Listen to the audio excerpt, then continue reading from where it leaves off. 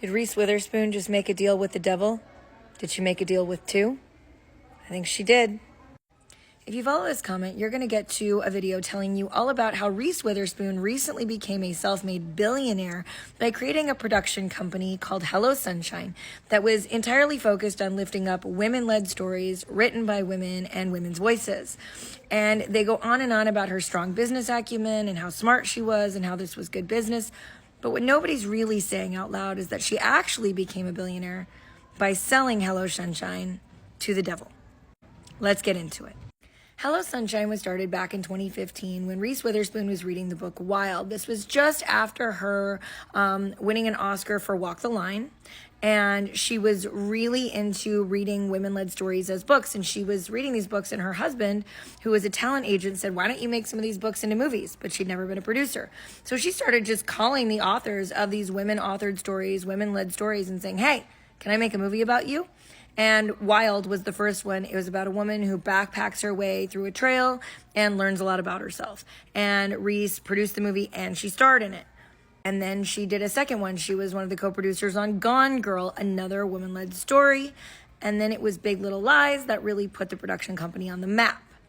Now, I have long respected Reese Witherspoon. I love her as an actress. I love the productions that she makes. I've always really respected her book club. That's what Hello Sunshine was originally supposed to be, a book club, where she would give small indie writers the chance to have more exposure for their books at just a teeny tiny price.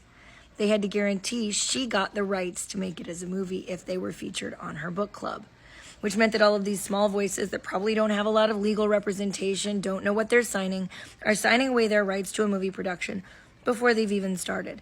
And there are other actresses and producers in Hollywood that have frequently said they scooped up movies just because it was one of the only stories that Reese didn't already own the rights to. Now, she's not making all of these stories. She's just holding the rights so no one else can make them. You could say that's great business, right? She's beta testing the books one against another through her book club to see what stories resonate, and then she's turning those into productions. And that is good business. There's nothing wrong with good business as long as the people whose stories you're telling are also being lifted up and treated well. I personally have no doubt that Reese Witherspoon has treated these women well. The problem is that she got a really strong valuation on her company starting about a year ago and started shopping around to sell it. And when I tell you where she sold it to, it's not pretty. She sold it to Blackstone's new media arm. Now, if you aren't familiar with Blackstone, Blackstone has about $1 trillion in assets under management. It is the largest alternative investment firm in the world. It is founded by two of the former primary executives at the Lehman Brothers. That's right, the same Lehman Brothers that single-handedly tanked our economy in 2008 and put millions of families into bankruptcy. And I want to remind you, the value of Hello Sunshine is in the rights they already own. They have exclusivity to make these movies, but they haven't given prices for these movies or negotiated contracts with these young indie authors. So what that means is now they're negotiating with the devil. Now let's talk about why Blackstone is the devil. Blackstone is the largest purchaser of single-family homes in America. This year, they've been buying up as much as 28% of all available real estate in many large markets. And they just created a secondary fund to buy up more real estate from other investment firms that exclusively invest in real estate.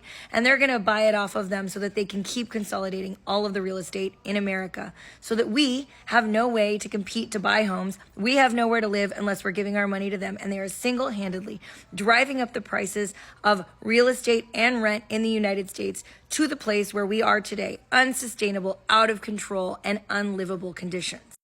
This is their announcement of the new $2.6 billion fund they started to buy up the real estate that other corporations have already acquired to make sure that they are the largest acquirer and holder of real estate investment in the United States. And this is not commercial real estate. This is single-family homes, the ones that we're all competing for. According to these articles, not only are they buying up single-family homes, they're also buying up all of the campus housing in the United States. And when they bought up all of the campus housing, they are now responsible for forcing up the costs of secondary education even more because they will control a huge percentage of campus housing on public and private universities all across the United States. And if you look here, they bought up 17,000 rental homes that they then very, very quickly raised all of the pricing on immediately after acquisition, closing down tons of affordable housing and making it so that it was no longer affordable. And they were essentially forcing people out into the streets when they couldn't afford the new rates. Again, I want to be clear. Reese Witherspoon, smart woman. Do I love women-led stories in movies and shows? Absolutely. Do I want to see women's voices elevated? Absolutely.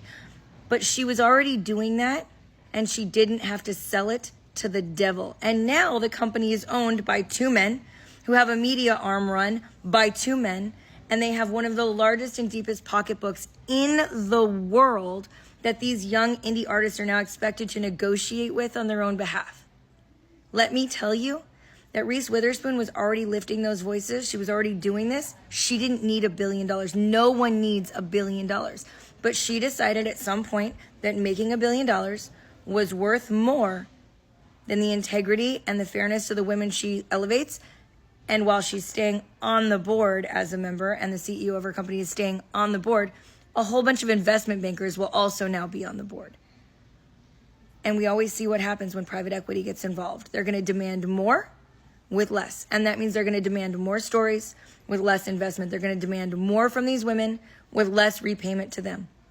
And I am never okay with that. So while I have always deeply admired Reese Witherspoon, I don't admire this. I also just read that she sold a portion of Draper James, which is her clothing company, to private equity as well.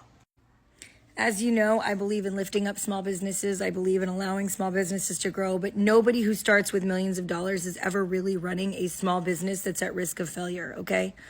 And she took a brand that she said was a passion project, and she sold it to Consortium Brand Partners, a huge private equity firm, again, backed by the big three. And so at a certain point, Reese decided that everything that she had created was worth more to a private equity fund that's going to minimize the value of whatever they're creating, reduce the quality of the items they're producing. And the people that have come to love and trust her brand for the quality are going to be sorely disappointed when the quality goes down and the prices go up, which has already started to happen. So yes, good for her. Why is it bad to be smart? I don't know. Go, girl, go. Sure.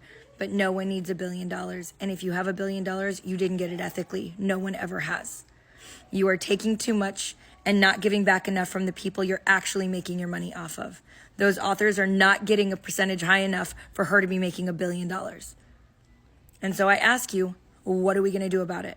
I want to remind you that the only way we can stand up to private equity immediately in the shoes we stand in now is to lift up small businesses in our community and turn away from those that have already sold out. We have to turn away. We have to make those small sacrifices.